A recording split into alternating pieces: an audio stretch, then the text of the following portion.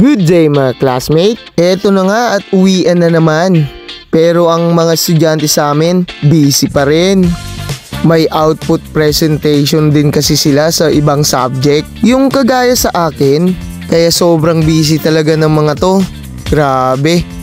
Left and right ang mga requirement nila. Buti na lang, nagagawa pa nilang ngumiti kahit yung iba dyan gusto nang umuwi. At syempre, pag hindi kasya sa harap, dun sila sa likod. At least dito, solo nila at walang nanonood. Para makapag-focus sila at perfect daw sila sa output. Yung iba naman, wala nang space na pagpipilian. Pero syempre, kailangan nilang gawan ng paraan. Indak-indak pa rin at tuloy pa rin ang practice. Para during performance, walang mintis. Yung mga iba naman nating estudyante, nagtitraining na after ng klase. Yan yung mga pambato natin sa provincial meet. Puspusan ang pagkukondisyon nila sa kanilang mga katawan.